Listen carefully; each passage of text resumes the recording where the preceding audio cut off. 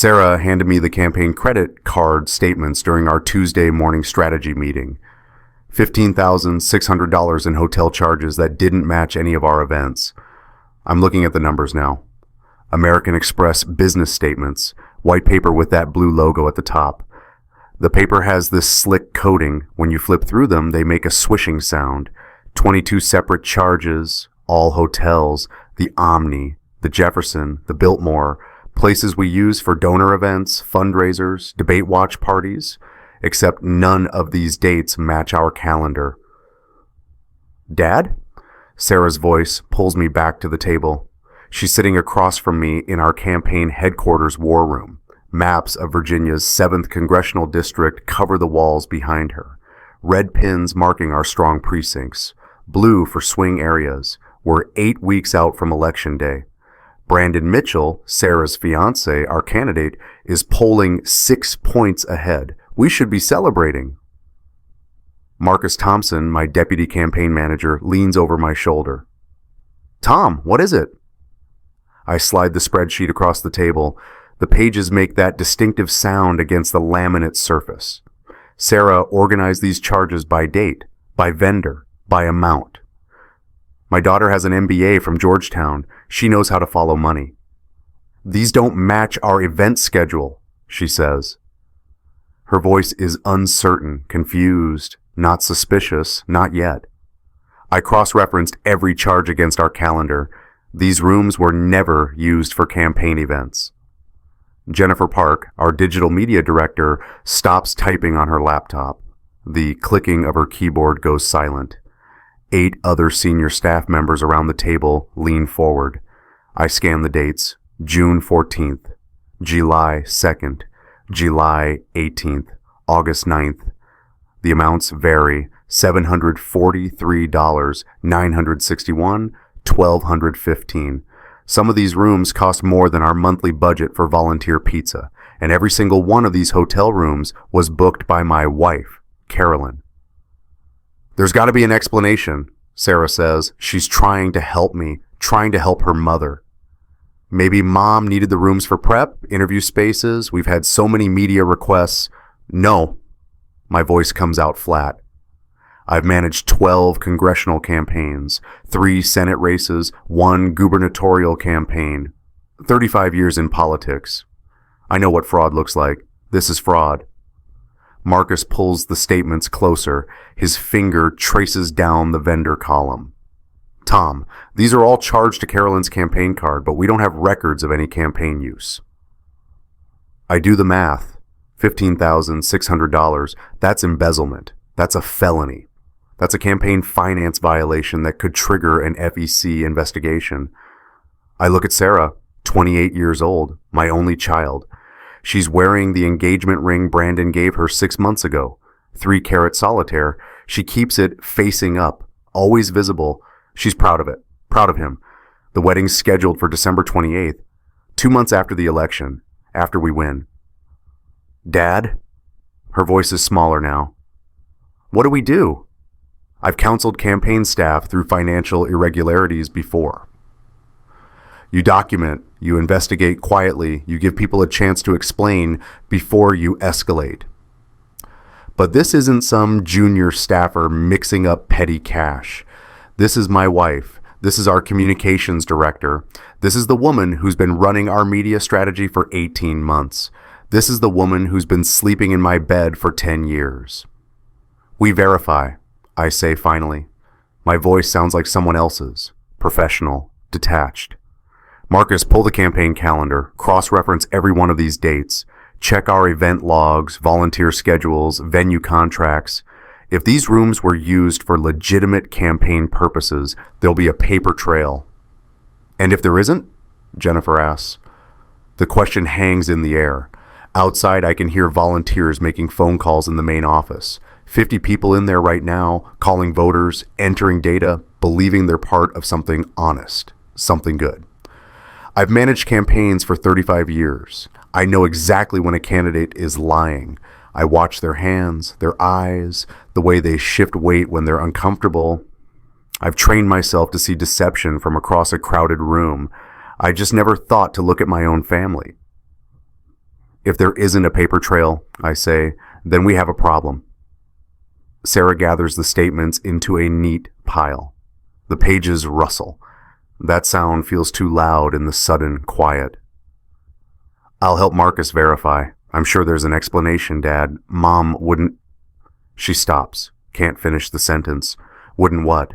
Wouldn't steal from the campaign. Wouldn't risk everything we've built. Wouldn't betray the trust of 300 volunteers and 52 paid staff. I want to believe that too. Sarah, I say gently, I need you to do something else.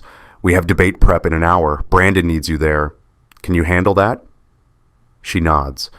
Relieved, I think, to have a task that doesn't involve investigating her own mother. She stands, smooths her skirt, checks her phone.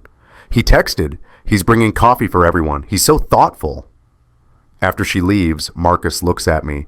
We've worked together for 15 years. He knows my tells better than I know his. Tom, he says quietly, you know where this is going. Verify first, I tell him. Evidence first. We don't make accusations without evidence. But I already know what we're going to find, or rather what we're not going to find. No event logs, no venue contracts, no legitimate reason for my wife to book 22 hotel rooms over 4 months. The door opens. Carolyn walks in. 48 years old, former TV news anchor, still moves like she's walking onto a camera set. Navy suit, perfect hair. She's holding a tablet showing Brandon's latest favorable numbers. Morning, everyone, she says brightly. Brandon's up another point in the overnight tracking. We're at 46% now. She doesn't look at the credit card statements on the table, doesn't notice the way Marcus and I go still. That's great, I manage. Really great. Tom, we need to finalize the media strategy for the Jefferson dinner next week. Can you stay after debate prep? She checks her watch. Speaking of which, where's Sarah? Brandon will be here any minute. She went to grab her notes, I lie. Carolyn nods, already moving toward the door. I'll be in the media room if you need me. We're editing the new web ad. She leaves. The door clicks shut behind her. Marcus exhales slowly. Should we tell her we're looking into this? No. The word comes out harder than I intend. Not until we know what we're looking at. And then? Then. That's the question, isn't it? Then we figure out why the woman I've been married to for 10 years, the woman I trusted to be our communications director, the woman who's supposed to marry my daughter to our candidate in December, why she embezzled $15,000 from our campaign, and what else she's been doing in those hotel rooms. An hour later, I'm sitting in our debate prep session. Brandon's at the front of the room, standing behind a mock podium. 28 people in folding chairs, taking notes, timing responses. This is the part of campaigns I usually love.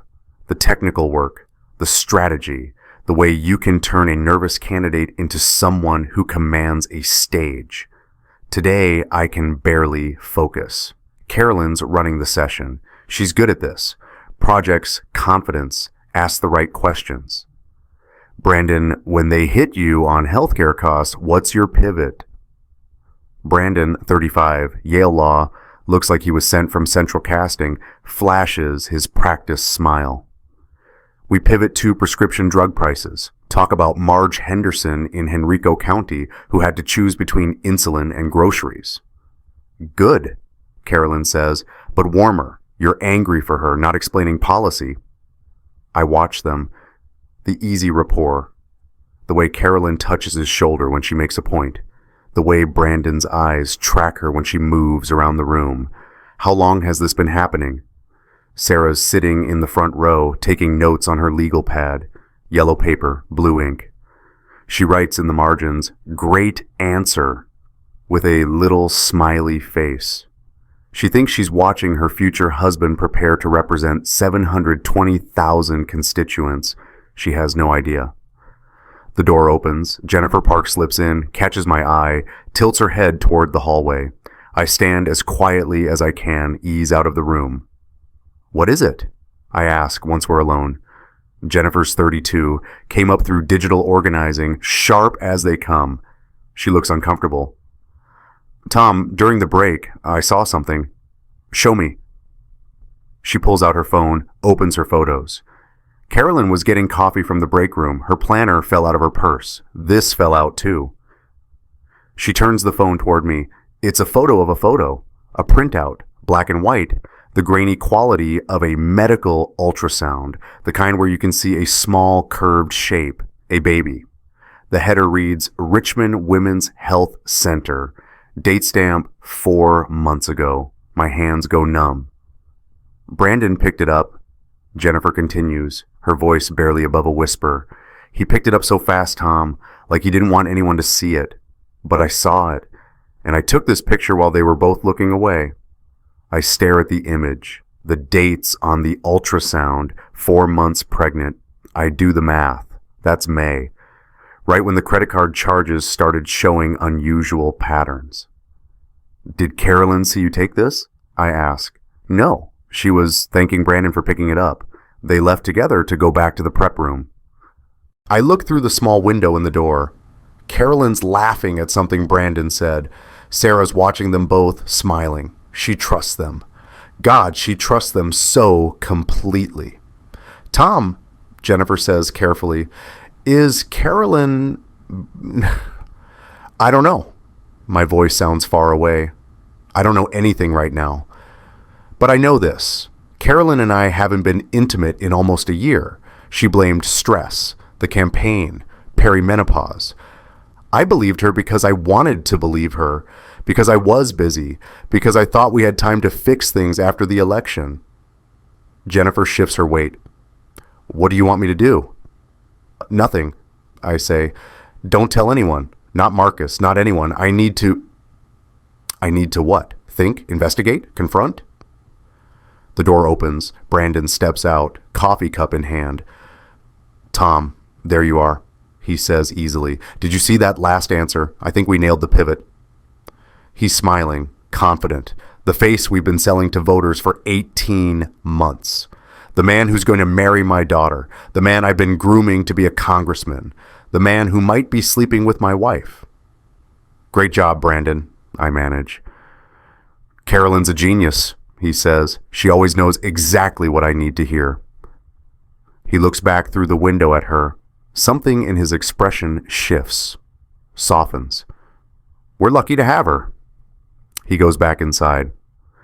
Jennifer and I stand in the hallway. The sounds of the campaign continue around us. Phones ringing, volunteers laughing, someone's playing music in the phone bank area. Everything's breaking. I just don't know how many pieces there'll be yet. I can't sleep. It's 2:30 in the morning. Carolyn's asleep beside me, or pretending to sleep. I've been lying here for 4 hours, staring at the ceiling, thinking about hotel rooms and credit card charges and ultrasound photos. At 3 o'clock, I give up, get dressed quietly, drive to campaign headquarters. Marcus's truck is in the parking lot. Of course it is. He knows me too well. I find him in the security office. It's a small room off the main floor. Monitors showing feeds from 8 cameras. Marcus is sitting in the chair, hands clasped in front of his mouth, staring at a frozen frame on the middle screen. You couldn't sleep either, I say. I pulled the security footage, he replies without looking away from the screen. Tom, you need to see this. I don't want to see it. Whatever it is, I don't want to see it. But I'm a campaign manager. We deal in evidence. We don't flinch from hard truths. Marcus presses play. The footage is black and white. Timestamp, August 14th, 11:47 p.m. The main office area, desks empty, lights dim. 2 figures enter the frame. I recognize them immediately by their silhouettes. Carolyn, Brandon. They're not touching, not yet. They walk through the office space like they own it. Carolyn's laughing at something. Brandon's carrying his jacket over his shoulder. They go into my office, my private office, the one with my name on the door. The camera can't see inside, but I can see the light come on through the frosted glass. Then, 10 seconds later, the light goes out. How long? I ask. Marcus doesn't need clarification. 93 minutes. He pauses. Tom, there are 16 separate instances. Always after midnight. Always when the office should be empty. Always in your office. He clicks through files, each one labeled with a date and time.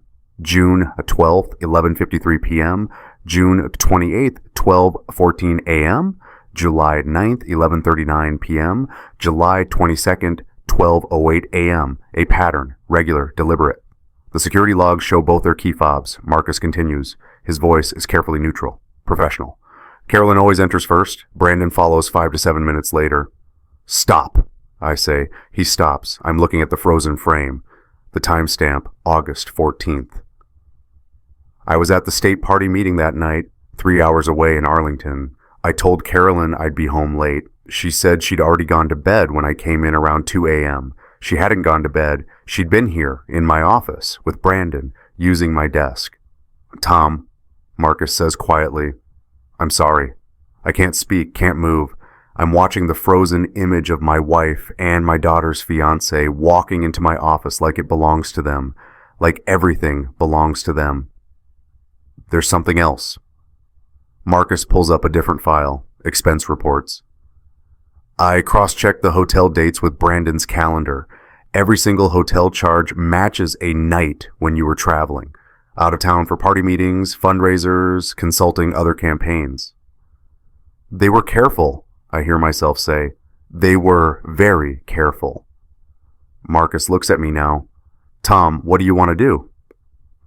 What do I want to do? I want to rewind time. I want to not have looked at those credit card statements. I want Sarah to never have found them. I want to go back to this morning when I still believe my wife was faithful and my future son-in-law was honorable. But I've managed campaigns for 35 years. I know you can't campaign on what you wish was true. You campaign on what is. And this is what is. My wife is having an affair with my daughter's fiancé. They've been using campaign funds to pay for hotel rooms. They've been meeting in my office after midnight, and one of them, probably both of them, is about to become a parent. We need to secure this evidence, I say finally. My voice sounds like a stranger's, clinical, detached. Make copies, encrypted backups. If this goes legal, and it will go legal, we need chain of custody. Already done, Marcus says. He holds up a small black thumb drive, campaign logo sticker on the side. Everything's on here. Financial records, security footage, timeline analysis. I take the drive. It's cold in my hand. Small, light. It doesn't feel heavy enough to hold the end of my marriage, the end of my daughter's engagement, the end of a congressional campaign. But here we are. We confront them, Marcus asks. Not yet. Not until I figure out how to tell Sarah. Tom, we're 8 weeks out. If this breaks publicly, I know. 8 weeks until Election Day. Brandon's polling at 46%. We're running ads, raising money, building ground game. 720,000 constituents are counting on us to give them good representation. And we're about to tell them their candidate is a fraud.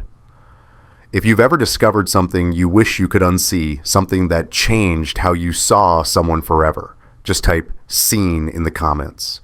Sometimes knowledge is a curse. You're not alone in that, but I couldn't unsee it. None of us could. And the evidence kept coming. I wait until the next evening. Strategy meeting scheduled for 6 p.m. Most of the staff gone home. Just me, Brandon, and the war room. I tell him I need to discuss debate strategy, one-on-one, fine-tune his closing statement. He arrives right on time. Khakis, blue shirt, rolled sleeves. The outfit we picked for his working hard for Virginia photo ops. He's carrying a coffee. Looks relaxed, confident.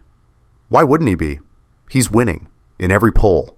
In every metric that matters. Tom, he greets me, easy smile. I've been thinking about the closing. What if we call back to the opening answer? Create a narrative arc through the whole debate. Sit down, Brandon. Something in my voice makes him stop. The smile falters. Not gone, but dimmer. He takes the chair across from me. I slide a folder across the table. Navy blue. Thick. I've put everything in here.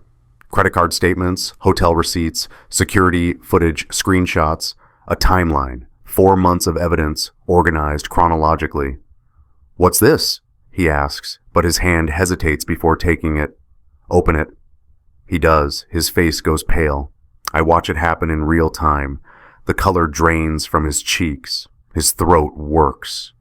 The coffee cup in his other hand shakes slightly. Tom, I can explain. Don't lie to me. My voice is low, controlled. I've spent the last 36 hours learning to keep emotion out of my voice.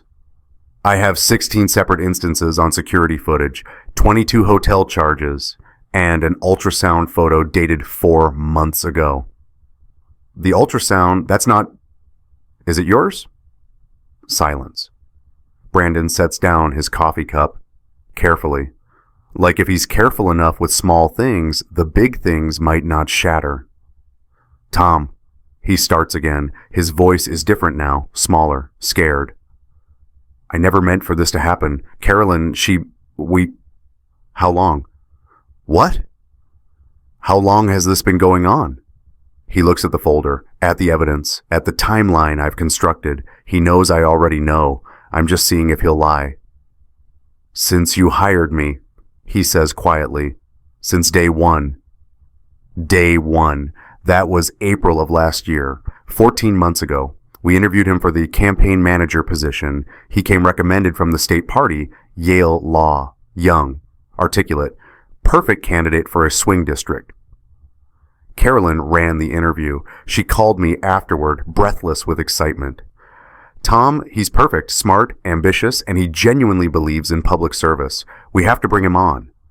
I trusted her judgment. I always trusted her judgment.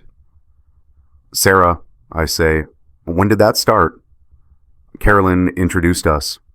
He's looking at his hands now. Can't meet my eyes. She said I should date her daughter. Said it would be good for the campaign, good for optics. A young, idealistic couple working to change politics. I want to hit him. My hands are gripping the table edge, knuckles white. I'm calculating.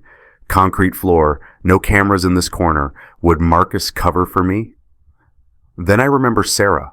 I remember my daughter's face this morning at breakfast showing me wedding invitation samples, cream cardstock with silver embossed bells.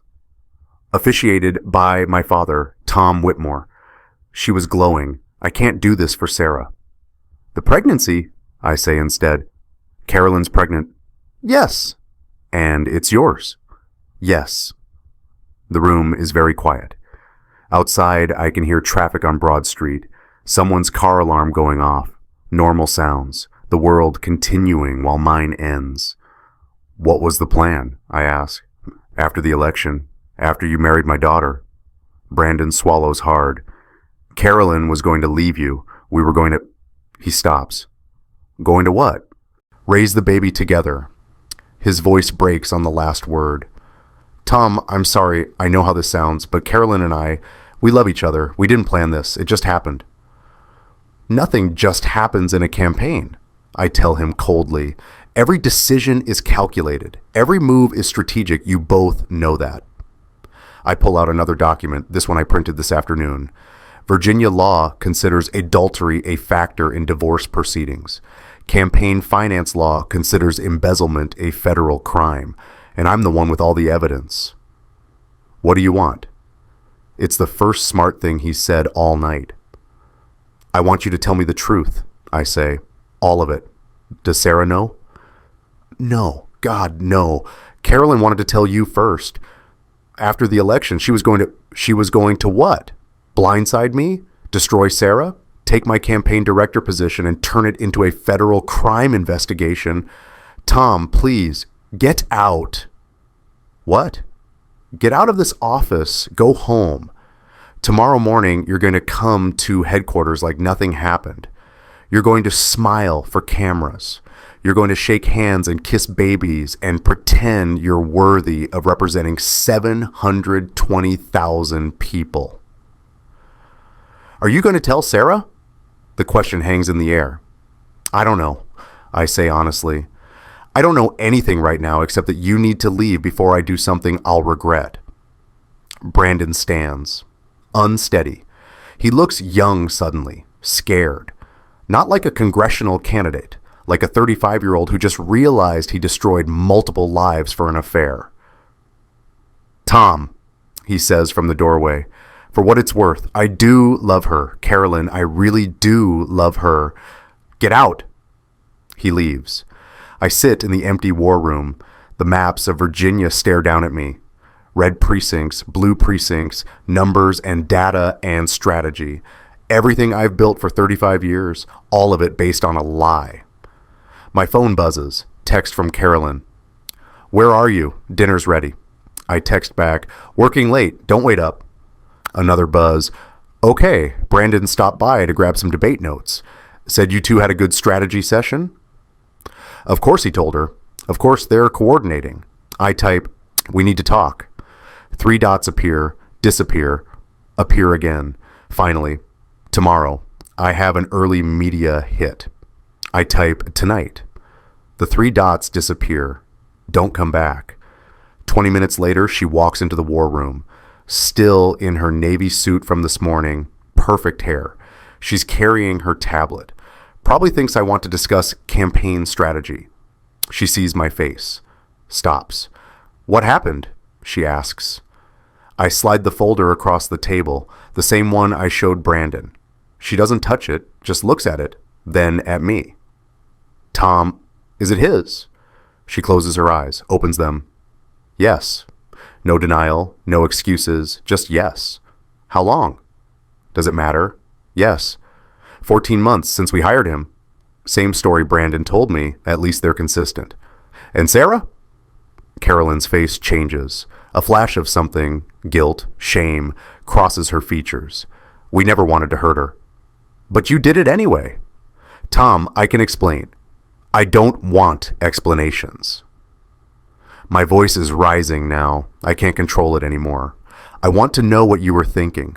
What made you decide it was okay to sleep with my daughter's fiancé, to use campaign funds, federal campaign funds, to pay for hotel rooms, to risk everything we've built, everything? You don't understand? Then make me understand. She pulls out a chair, sits, doesn't open the folder. She knows what's in it. You stopped seeing me, she says finally. Stopped seeing me as anything other than the communications director. I became a job title, Tom, not a wife, not a person, just another campaign staffer. So you found someone who saw you? Yes. She lifts her chin, defiant. Brandon makes me feel alive. He sees me. He listens to me. He doesn't just see me as a piece of the campaign machine. And my daughter? What does she get out of this arrangement? Carolyn flinches, first real crack in her armor. Sarah will be fine, she says, but her voice is weaker now. She's young. She'll find someone else, someone better. Better than the man you seduced away from her? I didn't seduce him. We fell in love. I laugh. It comes out harsh, bitter. You embezzled campaign funds, Carolyn. You committed a federal crime. For love? She stands abruptly. You want to know what I was thinking?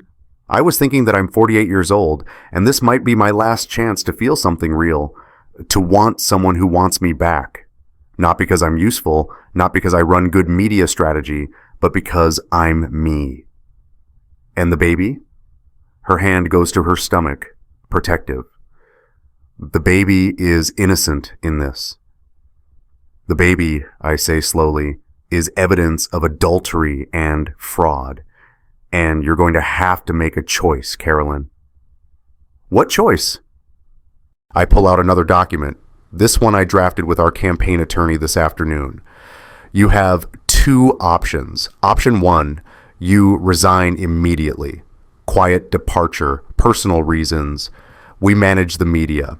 Brandon stays on as candidate. We try to salvage this campaign and give 720,000 people the representation they deserve. And Sarah finds out anyway when I start showing. Probably.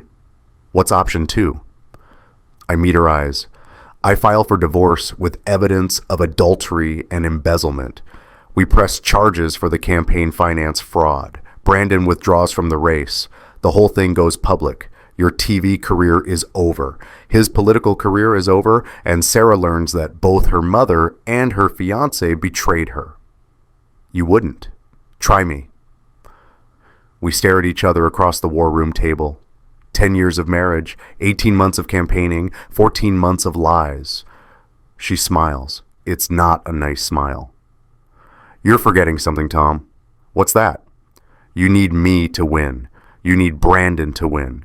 You've spent a year and a half building this campaign. You've raised $4.2 million. You've recruited 300 volunteers, 52 paid staff. Everyone believes in this campaign, in what we're building. She leans forward, places her hands on the table between us. If you expose us, you destroy everything. Not just me, not just Brandon, but every person who believed in this campaign, every donor who gave money, every volunteer who made calls. The opponent, you know who wins if Brandon withdraws? Tom, you know it's the incumbent, the corrupt one, the one who's been taking pharmaceutical money for 20 years. So I should let you win on lies? You should choose the lesser evil. Isn't that what you've always taught me? In politics, you can't have perfect. You can only have better. Brandon is better than the alternative, even if he's flawed, even if this is messy. She straightens, smooths her suit. You taught me that in politics, you choose the lesser evil, Tom. Today, I'm the lesser evil. She walks to the door, pauses with her hand on the handle. You have until Monday to decide. Option 1, I resign quietly, you keep the campaign intact. Sarah eventually finds out, but at least we tried. Or option 2, you burn it all down for the sake of your pride. She leaves. I sit alone in the war room. The maps stare down at me. 720,000 constituents, 300 volunteers, 52 staff members, $4.2 million, 18 months of work, all of it built on a lie. My phone buzzes. Text from Sarah.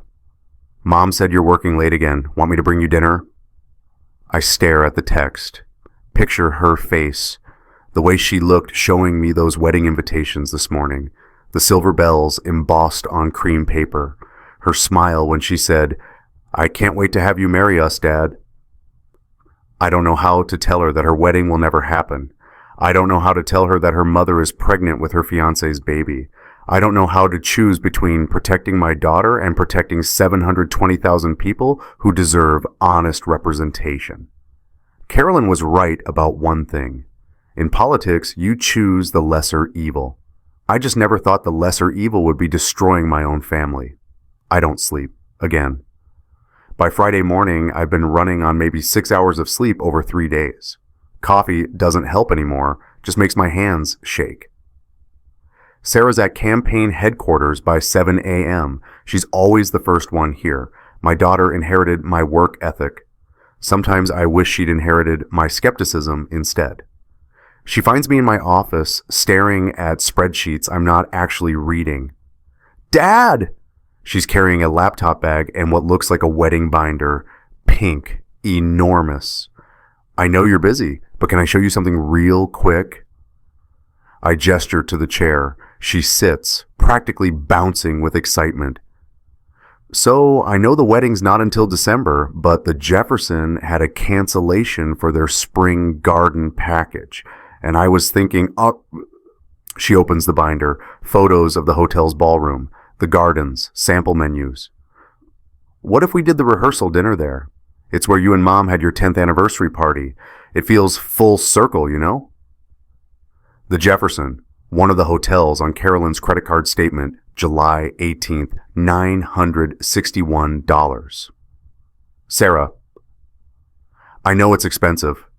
She's flipping pages, showing me cost breakdowns. But they're offering a discount if we book by next Friday. $25,000 for the venue, catering, everything. I've been saving, and Brandon's mom said she'd help. Dad, it would be perfect. She slides a contract across my desk. Cream-colored paper. The Jefferson Hotel logo embossed in gold. Multiple pages of terms and conditions. At the bottom, signature lines. Client, venue representative. A deposit amount, $25,000. Non-refundable. I can feel the weight of it. Heavy paper stock. The kind that makes that crisp sound when you turn the pages. What do you think? Sarah asks. I think her mother was at the Jefferson in July, probably not planning a rehearsal dinner. I think her fiancé is going to be a father in 5 months.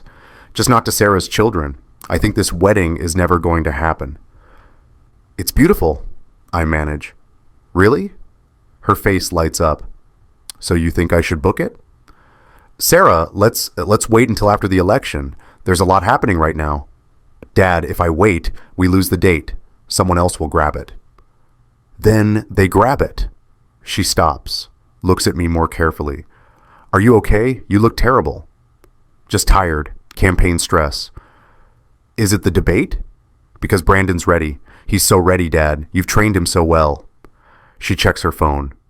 Oh, he's here. He texted. He brought coffee for everyone. Isn't he thoughtful? She stands, gathering her binder. Pauses at the door. Dad? I know this is a crazy time. The campaign, the election, everything. But after we win, after Brandon's in Congress, I want you to know how grateful I am. You made this possible. You brought Brandon into our lives. You gave me this amazing career working beside you. You gave me him. She leaves before I can respond. I look at the venue contract on my desk. The Jefferson Hotel. $25,000 non-refundable deposit. The same hotel where her mother spent $961 on July 18th. Probably the same ballroom Sarah's so excited about. Full circle, she said. I pick up the phone, dial Marcus. We need to accelerate the timeline, I tell him. The coffee shop is 3 blocks from the Capitol. Small place. Quiet. Good for conversations you don't want overheard. Dana Martinez is already there when I arrive. 39 investigative journalist for the Washington Post, sharp eyes behind wireframe glasses. We've known each other for 15 years. She covered my first congressional campaign when she was still at the Richmond Times-Dispatch. Tom. She doesn't smile. You look like hell. I feel worse. I sit across from her. 7 a.m. The coffee shop is nearly empty. You said you had something I needed to see. Dana slides a folder across the table. Red pressboard, stiff. It makes a snapping sound when I open it. Inside, photographs, 8x10 glossies, professional quality, the kind private investigators take. The first photo, Carolyn and Brandon, outside the Omni, June 28th. They're standing close, not touching, but close. The body language is clear. Second photo, same hotel. They're entering together, different angle. You can see Brandon's hand on the small of Carolyn's back. Third photo, the Jefferson, July 18th. Timestamp 11:47 p.m. They're in the parking garage. Carolyn's laughing at something. There are 15 more photos, different hotels, different dates, all of them matching the credit card charges. Where did you get these? I ask. The opposition. Dana's voice is gentle, sympathetic, but she's a journalist. This is her job. Tom, they've had a private investigator on your campaign for 3 months. They know about the affair. They know about the embezzlement. They know about the pregnancy. I close the folder. Can't look at it anymore. When? I ask. When are they releasing it? Yes. 72 hours, 3 days before the final debate. 3 days, 72 hours. That's what Carolyn said I had to decide. Turns out we don't even have that long. Dana pulls the folder back, taps it with one finger. Tom, I'm giving you a chance to get ahead of this. If you go public first, you control the narrative. Issue a statement. Brandon withdraws. Carolyn resigns. You salvage what you can. And if I don't? Then they release these photos to every news outlet in Virginia, along with the financial records they've obtained, along with statements from hotel staff who remember seeing your wife and your candidate together. She pauses. It'll destroy Brandon's campaign. It'll destroy Carolyn's career. And it'll devastate Sarah when she finds out from CNN instead of from you. I stare at my coffee. It's cold now, untouched. 48 hours, Dana continues. That's what you have to get ahead of it. After that, they control the story. If you were in my position, would you go public immediately to control the narrative, protect the truth, even if it destroys your daughter's wedding? Type truth. Or stay silent as long as possible. Give your daughter a few more days of happiness before her world ends. Type wait. What would you do? I read every comment later. Half of you said truth. Rip the bandage off. Half said wait. Let her have a few more days. I understood both sides because I was drowning in the middle. I had 48 hours to decide. Turns out I didn't even get that long. Thanks for the heads up, I tell Dana. Tom. She reaches across the table, doesn't quite touch my hand. For what it's worth, I'm sorry. I know this isn't just politics for you. It's family. In this business, I say, everything's politics eventually. That night, I can't stop thinking about the strategy binder. The navy blue one I presented to the team 18 months ago. The one with all our ethical campaign tactics. The one I was so proud of. Carolyn's copy is in her car. She drives a Lexus SUV, silver. It's parked in our driveway. At 2:30 a.m., when I'm sure she's asleep, I go outside. Her car's unlocked. She always forgets to lock it. The binder's on the back seat. Navy blue vinyl, 4 inches thick. I take it back to my home office, set it under the desk lamp, open it. The tabs are color-coded just like mine. Red for messaging, blue for finance, green for ground game, yellow for debate prep. But there's something different about this copy. Handwriting in the margins. Not Carolyn's handwriting, Brandon's. I flip to the section on messaging strategy, my careful notes about authenticity, about connecting with voters on real issues. In the margin, in Brandon's handwriting, use Tom's reputation here. He's trusted. Next page, my section on ethical fundraising. In the margin, he'll never check donor lists. Too busy. I turn to the debate prep section, my detailed notes on how to pivot from uncomfortable questions without lying. In the margin, perfect cover. Page after page, my integrity strategy annotated with their manipulation tactics. The final page is my conclusion. I wrote, this campaign will be won on truth and hard work. There are no shortcuts in public service. In the margin, Brandon's handwriting, too honest to see it coming. I sit back. The desk lamp casts harsh shadows. The binder sits open in front of me like evidence at a crime scene. They weren't just having an affair, they were mocking me, using my own values as cover for their lies. I've managed campaigns for 35 years. I've seen corruption, manipulation, betrayal, but I've never felt this hollow. My phone buzzes, text from Marcus. You still up? Yeah. Check your email. You need to see this. I open my laptop. Email from Marcus, sent 5 minutes ago. Subject line, she's here. The message, Rebecca Mitchell flew in from California tonight. She's staying at the Hilton downtown. She wants to meet with you tomorrow. Says it's urgent. She says she's on our side. Rebecca Mitchell, Brandon's mother, former state senator. I've met her twice, once at a fundraiser, once when Brandon first announced his candidacy. She seemed proud of her son then. I wonder what she thinks of him now. Saturday afternoon, the Hilton conference room. Rebecca Mitchell is sitting at the head of the table when I arrive. 61 years old, steel gray hair, wearing a pantsuit that costs more than most people's monthly rent. She built a real estate empire in Los Angeles. She's not someone you underestimate. Marcus is with me.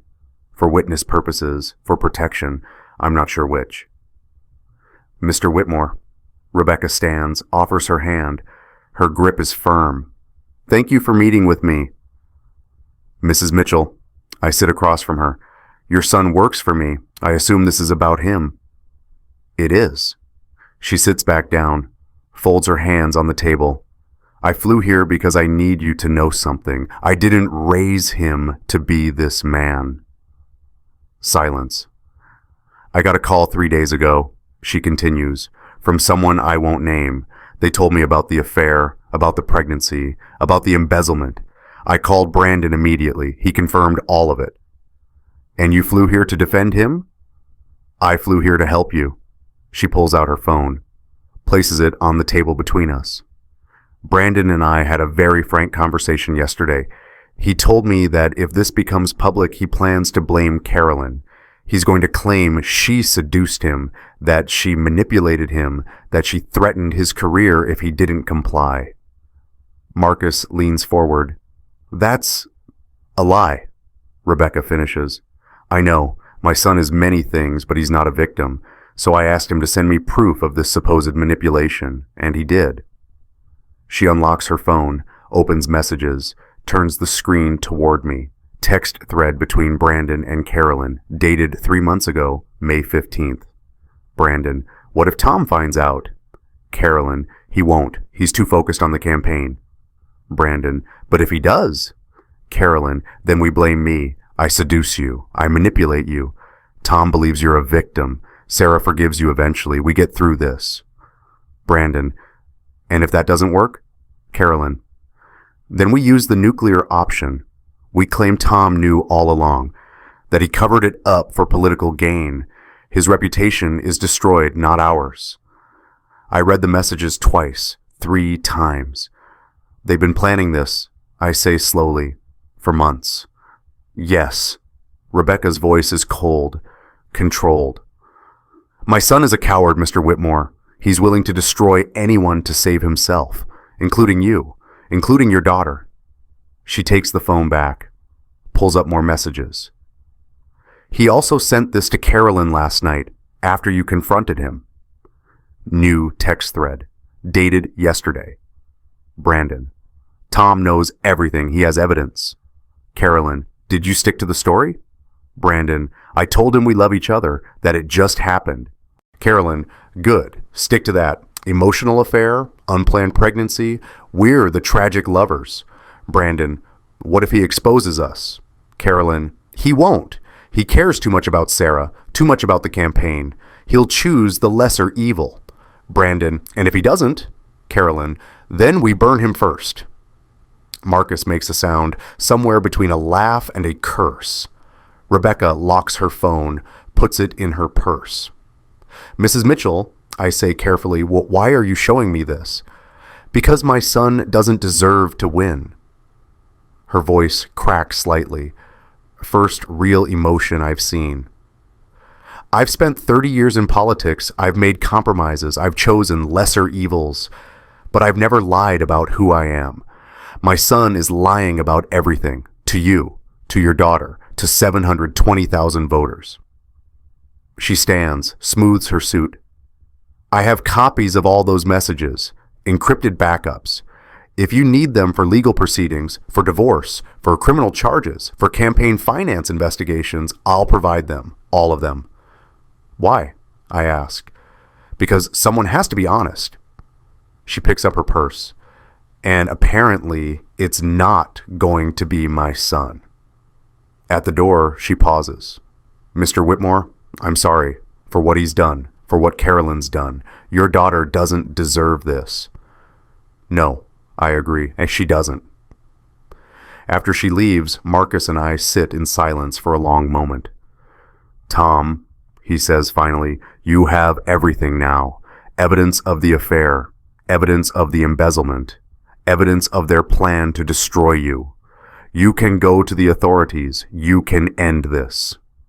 And 720,000 people get the corrupt incumbent for another 2 years. So we find a new candidate. We run someone else. In 8 weeks, with no infrastructure, no fundraising, no ground game?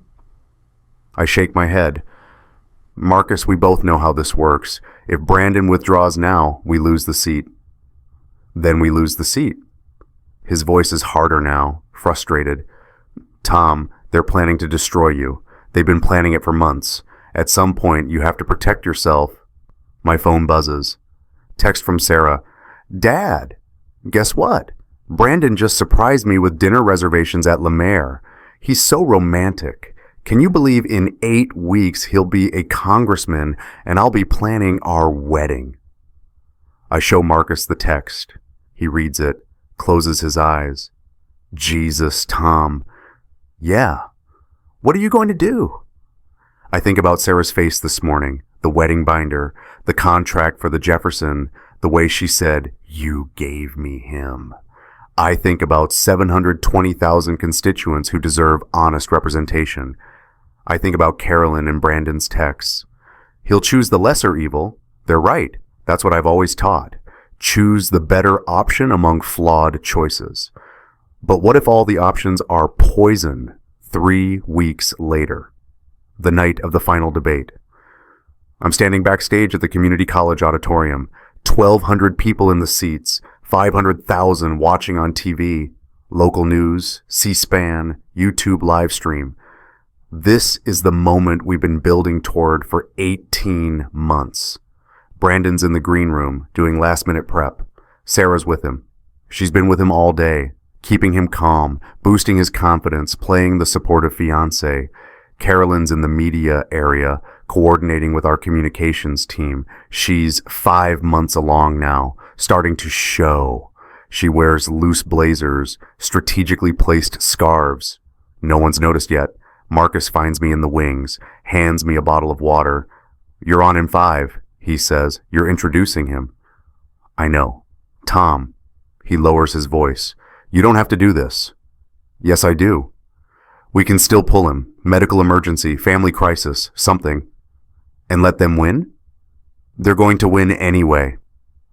Marcus's voice is tight with controlled anger. "Tom, the oppo's dropping tomorrow. Dana warned you. 48 hours. That was 3 weeks ago." "They're holding it until after the debate. More dramatic that way." "So this is it. Your last chance to control the narrative." I look out at the audience. 1,200 people. Volunteers wearing Brandon Mitchell campaign shirts, donors, local officials, people who believe in what we're building. In the front row, Sarah. She's wearing a blue dress, the same blue as the campaign logo. Her engagement ring catches the stage lights. She sees me, waves, mouths, "You've got this, Dad." She believes in all of this. In Brandon, in the campaign, in the idea that politics can be about service instead of self-interest. She has no idea that in less than 24 hours, her entire world is going to collapse. The stage manager approaches. "Mr. Whitmore, 2 minutes." I walk to the podium. The lights are bright, hot. I'm holding my debate prep notes. Yellow legal pad, blue ink. I can see the coffee ring on the corner. The same notes I've been carrying for weeks. The same notes where Brandon wrote, "Too honest to see it coming." The audience quiets. 1,200 people, plus the cameras, plus the live stream, 500,000 people watching. I look at Sarah. She's leaning forward, so proud, so hopeful. I look at the wings. Carolyn's there, just out of sight. She's holding her tablet, monitoring social media, doing her job. I look at my notes and I begin. "Good evening. My name is Tom Whitmore, and I've been in politics for 35 years. My voice is steady, professional. The voice I've cultivated through 12 congressional campaigns, 3 Senate races, 1 gubernatorial campaign. I've seen a lot in those 35 years. Good candidates and bad ones, honest campaigns and corrupt ones, people who get into public service for the right reasons, and people who get in for the wrong ones." The audience is quiet, attentive. I've learned how to tell the difference. I've learned to spot the liars. I've learned to see through the facades. I've learned exactly when a candidate is lying. I pause, look directly at Sarah. "I just never thought to look at my own family." Her face changes. Confusion. She glances at Brandon, who's just appeared in the wings. He's frozen, pale. "Tonight," I continue, "I was supposed to introduce a candidate I've been working with for 18 months, a candidate I believed in, a candidate I thought would serve Virginia's 7th district with integrity and honor." My voice cracks. I don't try to hide it. "I was supposed to tell you that this man is a person of character, a person you can trust, a person who will fight for your families." 1,200 people, completely silent. You could hear a pin drop. I look at Brandon, at Carolyn, at Sarah. "But I can't do that." The audience erupts, murmurs, gasps, cameras flashing. I grip the podium, look back at Sarah. Her face is white, shocked. "I can't do that," I repeat, because Marcus appears at my elbow, grabs my arm. Tom, he hisses, don't. I look at him, my deputy campaign manager, my friend of 15 years. I have to. Think about Sarah. I am thinking about Sarah. I'm thinking about her face when she finds out from CNN. I'm thinking about her reading those messages between Brandon and Carolyn. I'm thinking about her discovering that both her mother and her fiancé planned to destroy her father to save themselves. I look back at the audience, at the cameras, at the 1,200 people waiting for me to finish that sentence, at Sarah, who's half standing now, face stricken. I can't do that, I say slowly, because it would be too easy, because Brandon Mitchell isn't perfect. None of us are. But he is better than the alternative. And in politics, in life, sometimes we have to choose between imperfect options. I can feel Marcus's grip loosen slightly on my arm. So tonight, I'm going to introduce you to a flawed human being who believes he can serve this district well. And then I'm going to let you decide if he's worthy of your vote. I look at Brandon. He's staring at me. Doesn't understand what just happened. Neither do I. Ladies and gentlemen, I say, and my voice breaks completely now. 1,200 people can hear it crack. Sarah can hear it. Brandon can hear it. It is my honor to introduce a man of integrity. The word catches in my throat. Integrity. I can barely say it. A man who will fight for Virginia's families. Brandon Mitchell. The audience applauds, uncertain, confused by what they just witnessed, but applauding because that's what you do. Brandon walks onto the stage, shakes my hand for the cameras, leans in close. Thank you, he whispers. I don't respond, can't respond. I walk off the stage into the wings. Sarah's there. She grabs my arm. Dad, what was that? Are you okay? I'm fine, sweetheart. You don't look fine. You look... She stops, studies my face. Dad, what's going on? Nothing, just campaign stress.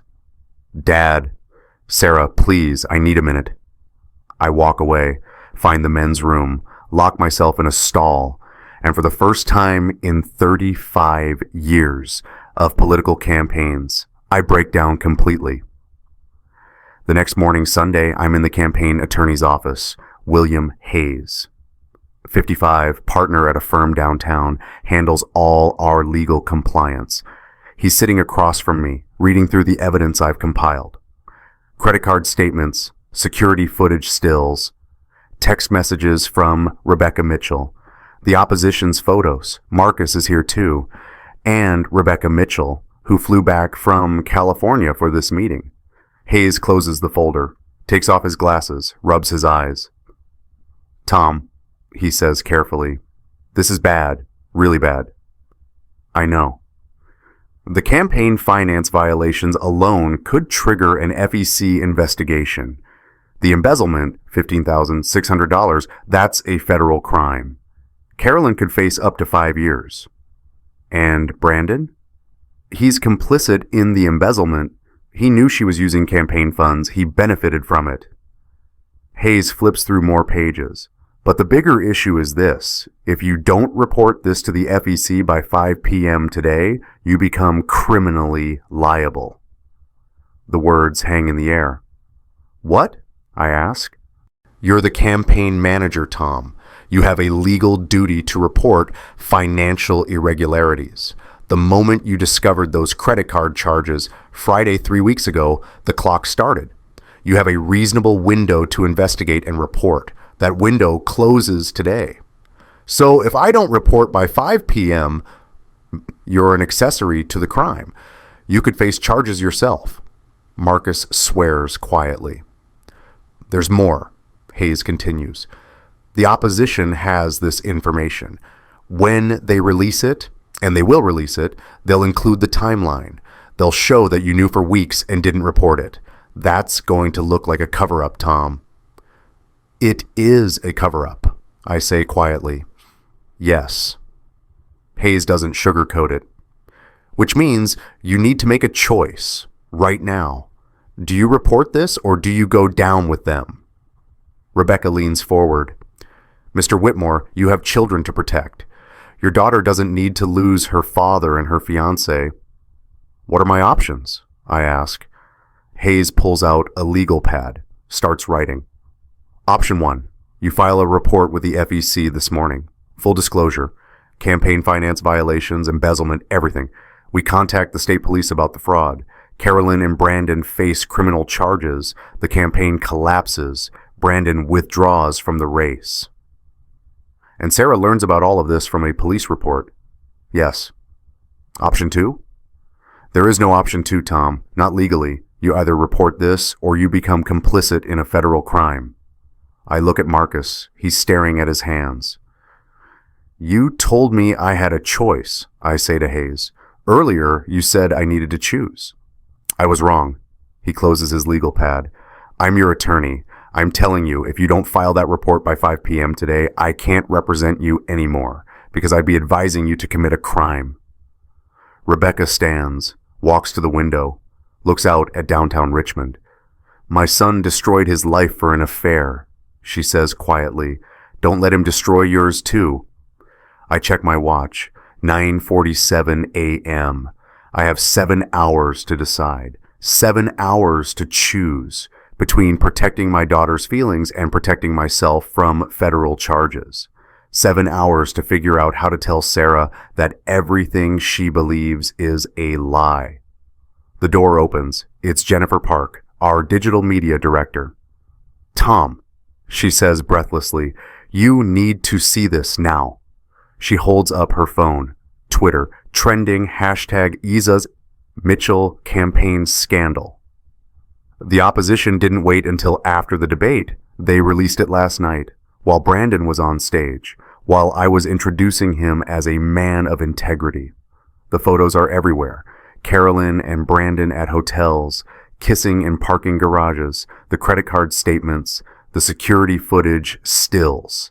And the headline on every news site, campaign manager's wife caught in affair with congressional candidate, embezzlement allegations surface. My phone explodes with notifications, calls, texts, emails. One text stands out from Sarah. Dad, call me now. Hayes looks at me. Tom, that timeline just accelerated. You need to file that report immediately. I know. I mean right now, this minute, before the story gets worse. But it's already worse because Sarah knows, and I'm the one who has to tell her that yes, it's all true. Yes, her mother and her fiancé have been lying for 14 months. Yes, the wedding is off. Yes, the campaign is over. Yes, everything she believed was a lie. I stand. My legs feel unsteady. Marcus, I say, call the FEC. File the report. Tom, do it now. And then I look at my phone, at Sarah's text. And then I need to go talk to my daughter. I find Sarah at campaign headquarters. It's closed for the day, Sunday afternoon, but she has a key. She's in my office, sitting in my chair, her laptop open in front of her. She's reading something on the screen. When I walk in, she doesn't look up. Is it true? Her voice is very quiet, very controlled. Sarah, is it true, Dad? I close the door behind me. The click sounds too loud in the silence. Yes. She closes her laptop, slowly, carefully, like if she's careful with small things, the big things won't shatter. How long have you known? 3 weeks? 3 weeks. She repeats it, lets it sit there. You've known for 3 weeks that my mother and my fiancé... She can't finish. Starts again. 3 weeks, Dad, and you said nothing.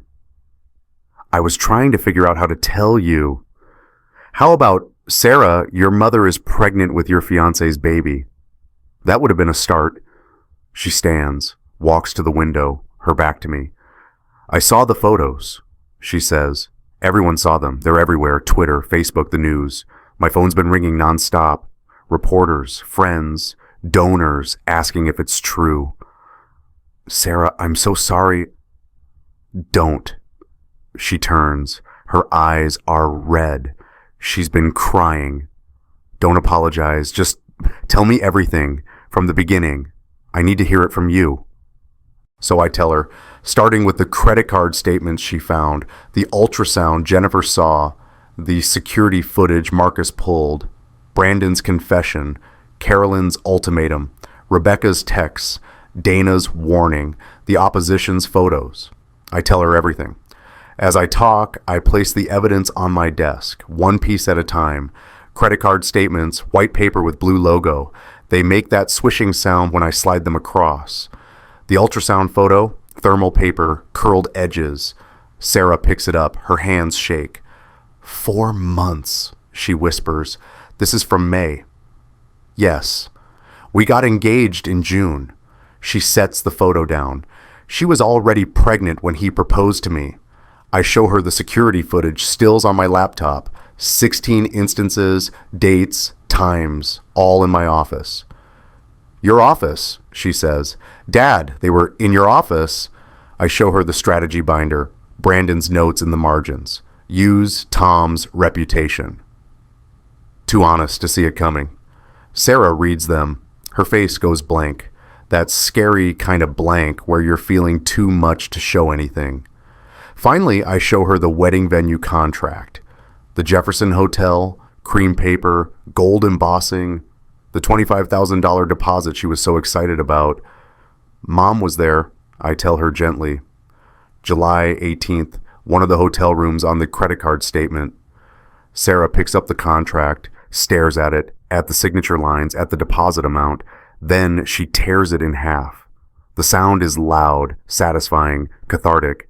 She tears it again and again until it's confetti on my desk. $25,000, she says. Non-refundable. I saved for 2 years for that deposit. She sweeps the pieces off the desk. They flutter to the floor like snow. Then she runs. I hear her in the bathroom down the hall, retching. The sound of it echoes in the empty headquarters. I wait, give her privacy, stand at my desk, looking at the evidence spread across it. All the pieces of my daughter's broken life. She comes back 10 minutes later. Makeup destroyed, eyes swollen. She sits on the floor. Just sits there back against the wall, knees pulled up. The wedding binder's beside her, pink, enormous. She opens it, flips through pages, venue photos, dress designs, seating charts. I base my career on yours, Dad. Her voice is barely audible. I became a campaign finance director because you showed me that politics could be about service, about integrity, about building something that matters. She closes the binder, sets it aside. I was going to marry him because I thought he believed that too, because Mom said he was perfect for me, because you brought him into our lives and I trusted your judgment. Sarah, I didn't know. I know you didn't know. She looks up at me. But Dad, they were planning this for months. Those texts Rebecca showed you, they were going to blame you. They were going to destroy your reputation to save themselves. I know. And you still introduced him at the debate. You still called him a man of integrity. I was trying to protect you, to give you a few more hours before... Before what? Before I found out from Twitter? Her voice rises now, anger breaking through the shock. Dad, I watched your face on that stage. I saw you break. Everyone saw it, and I didn't understand why until I got home and saw the photos. She stands, unsteady, walks back to my desk. Show me the rest. Sarah, you don't need to... Show me everything. So I do. Rebecca's texts, the full timeline, the hotel receipts, every piece of evidence I've been carrying for 3 weeks. She reads it all, methodically, her MBA training kicking in. She's analyzing data, following the money trail, constructing the narrative. When she's done, she looks at me. Mom's 5 months pregnant. Yes. The baby's due in February. The 8th. What's going to happen to the baby? It's the first time she's asked about the child, the innocent third party in all this destruction. I don't know yet, I tell her honestly. Sarah nods, gathers the evidence into a neat pile, hands it back to me. File charges, she says. Sarah, file charges, Dad. Campaign finance fraud, embezzlement, whatever the attorney says, file all of it. Your mother could go to prison. She should go to prison. Sarah's voice is hard now, cold.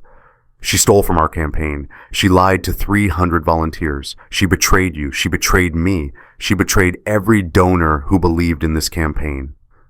She picks up her purse, her car keys. And Brandon? I hope he never wins another election in his life. She walks to the door, stops. I'm going to Dr. Morrison's. Your sister, I need to talk to someone who isn't involved in this. Sarah, I love you, Dad. Her voice breaks. But I can't look at you right now without seeing 3 weeks of you knowing and not telling me. I know you were trying to protect me. I know that. But I needed the truth more than I needed protection. She leaves.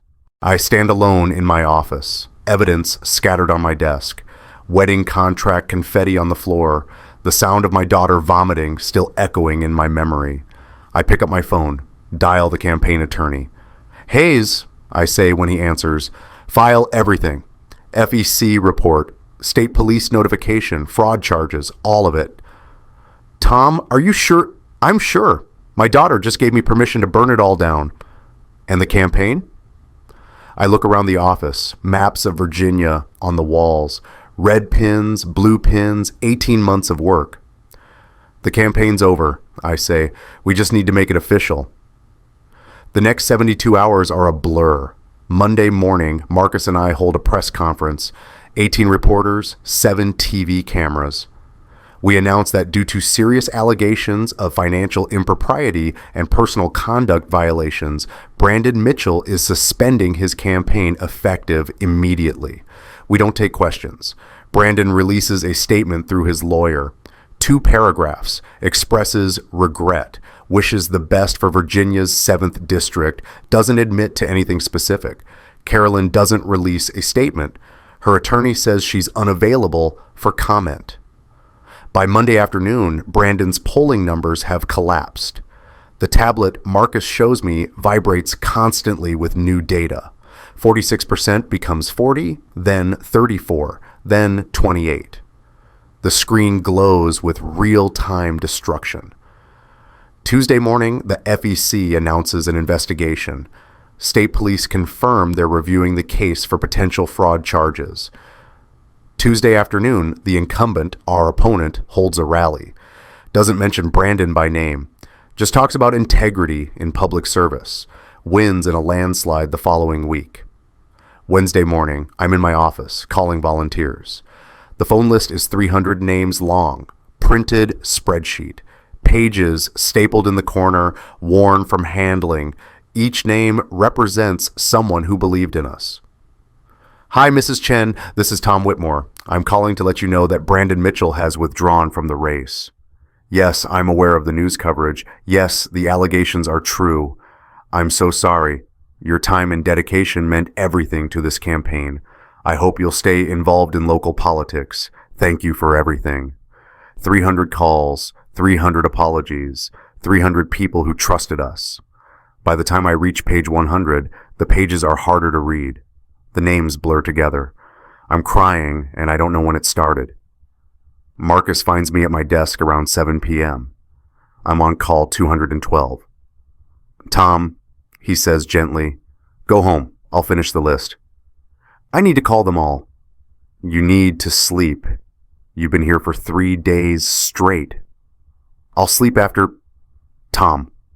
He takes the phone from my hand. Go home. Be with your family. What's left of it. I drive home. The house is dark. Carolyn moved out 2 days ago.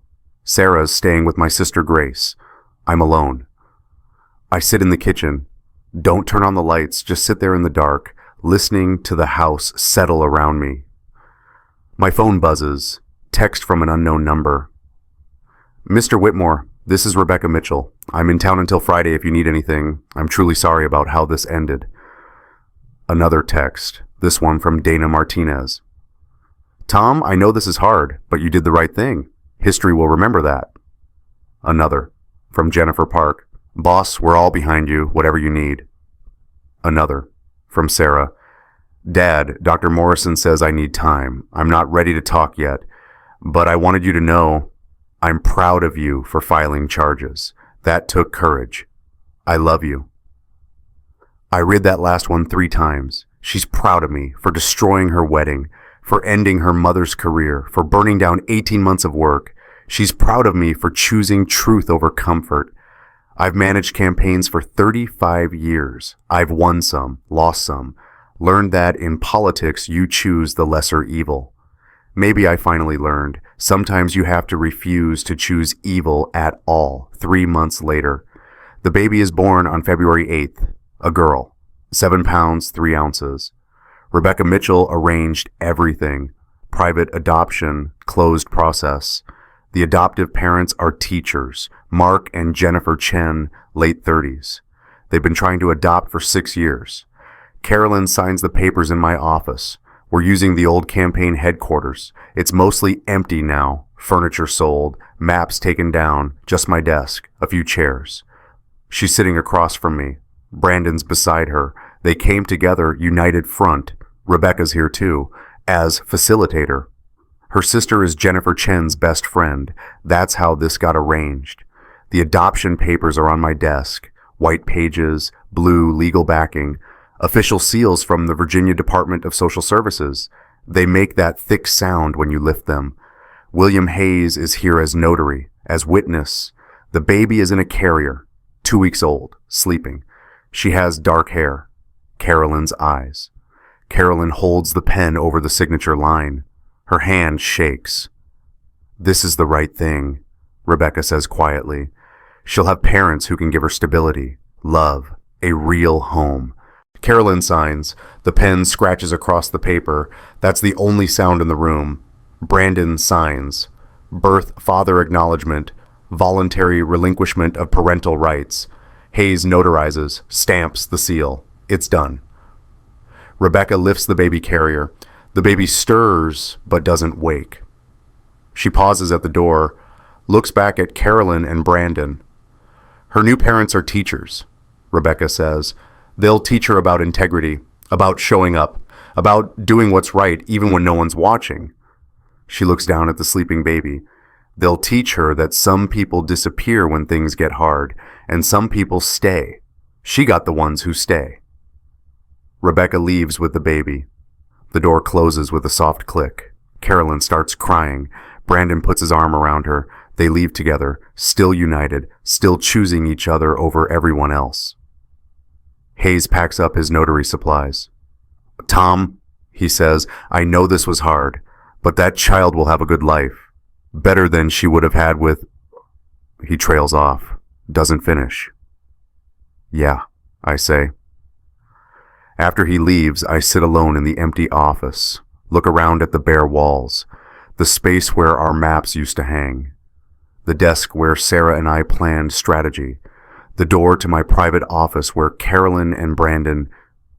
I stop that thought. It's over. The campaign, the marriage, the lies. Everyone lost something. Carolyn lost her career. Brandon lost his political future. Sarah lost her fiancé. I lost my wife.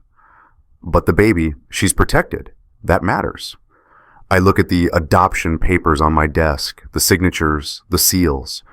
This innocent child will grow up with parents who know how to keep promises. That's something. Maybe that's enough. 6 months later, I'm standing in a new campaign headquarters, much smaller than before. Former auto parts store on Carey Street. 15 volunteers instead of 300. Folding tables instead of desks. Hand-drawn maps instead of professional printing, but the energy is the same. People making calls, entering data, believing they can change things. Sarah's at the front of the room, leading a volunteer training session. She's wearing jeans and a Georgetown sweatshirt, her hair's pulled back, no makeup. She looks young, tired, real. Remember, she's telling the volunteers, we're not promising perfection. We're promising honesty. That's our whole pitch. Someone who will tell you the truth even when it's hard. She sees me, smiles, a real smile. First one I've seen in months. After the training, she comes over. Hey, Dad. Hey, sweetheart. We've been rebuilding, slowly. She lived with Grace for 3 months. Came back home in May, started therapy, started talking to me again, started eventually forgiving. The volunteers look good.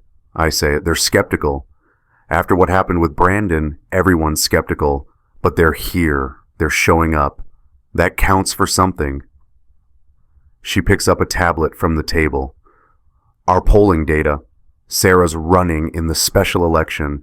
The seat Brandon vacated. She's down 12 points, but she's climbing. New numbers just came in, she says. We're up 2 points. The tablet vibrates in her hand. Push notification, overnight tracking data. She's gained another point.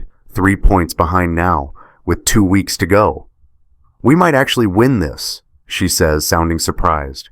You deserve to win. I don't know about deserve, but I'm going to work for it. She sets the tablet down, looks at the wall behind us. There's a bulletin board, campaign materials, volunteer schedules, and in the corner, a photo, baby in a future voter onesie. Little card attached. From Mark and Jennifer, she's thriving. Thank you for the gift of our daughter. Sarah sees me looking at it. Rebecca sent that, she says. Thought we should know the baby's okay. That was kind of her. Yeah. Sarah's quiet for a moment. Dad, can I show you something? She walks to my desk. A navy blue binder sits on it, new one. Much thinner than the old campaign binder. She opens it. My strategy, she says. I wrote it myself. Want to see? I lean over her shoulder, read the first page. Campaign strategy, Sarah Whitmore for Congress strategy. Year 1, tell the truth, even when it costs votes. Strategy number 2, show your work, every decision, every dollar, complete transparency. Strategy number 3, no shortcuts, earn it. I read through the rest. It's good. It's honest. It's the kind of strategy I wish I'd written 35 years ago. What do you think? Sarah asks. I think you're going to be a hell of a congresswoman. She grins. We still have to win first. You'll win. The old binder, the one from Brandon's campaign, is visible in the recycling bin by the door. Navy blue vinyl, 4 inches thick. Someone's going to pick it up tomorrow. Turn it into something new. That feels right. My phone buzzes. Text from Marcus. New internal poll. Sarah 48, incumbent 47. Margin of error 3 points. This is happening. I show Sarah. She reads it. Her eyes widen. Dad, we're winning. You're winning. I correct. This is your campaign. No. She looks at me. This is our campaign. You taught me everything I know about strategy, about integrity, about... She stops, starts again. About why some losses are actually victories. That phrase. Where did she... The volunteers were asking me what drives the campaign. Sarah continues. What our North Star is. And I told them, my father taught me that in politics, you choose the lesser evil. But he also taught me that sometimes you have to refuse to choose evil at all. That's when you change the system. She's transformed it, taken my old philosophy and made it new. Better. Sarah, you taught me that, Dad, by filing those charges, by ending that campaign, by choosing truth even when it destroyed everything. She hugs me. First real hug in 6 months. I'm proud of you, she whispers.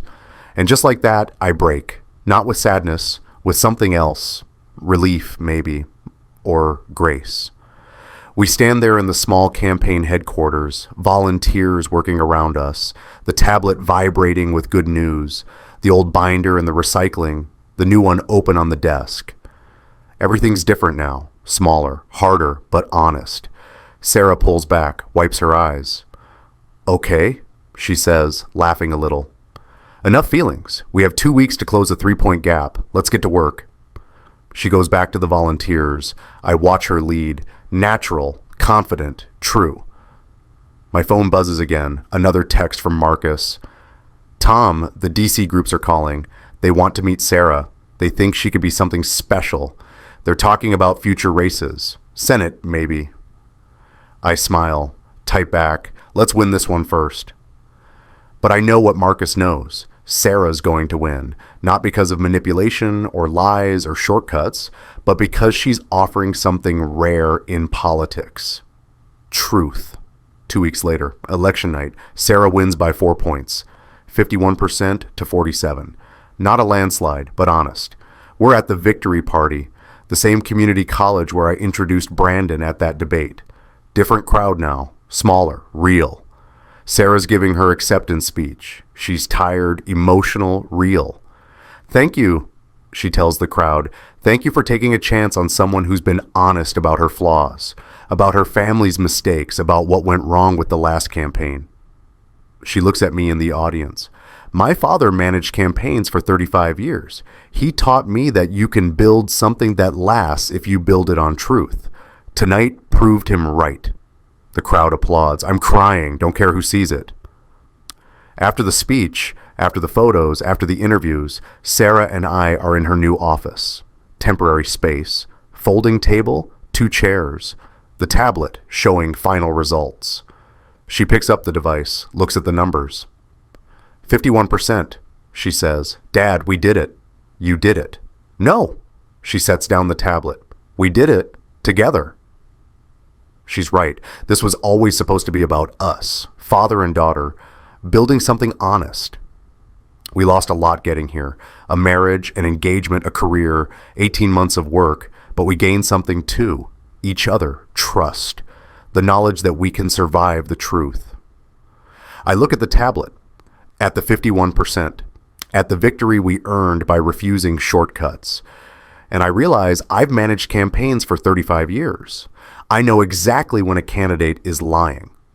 I spent 3 decades choosing the lesser evil, winning at any cost, compromising values for victories. I finally learned that some losses are actually victories. And this victory, small, hard-won, honest, is the one I'm proudest of. Sarah and Tom redefined what family means in those months. Not who you're born to, but who shows up when everything falls apart. If you've built your own chosen family, people who stayed when blood family didn't, people who proved what loyalty actually means, tell me about them in the comments. And if this story moved you, if you believe that doing the right thing matters, even when it costs everything, subscribe. I tell stories about the price of integrity and why it's still worth paying. I'll see you in the next one. But that night, watching Sarah's polling numbers solidify into victory, I learned something I wish I'd known 35 years earlier. You can't build a life on lies.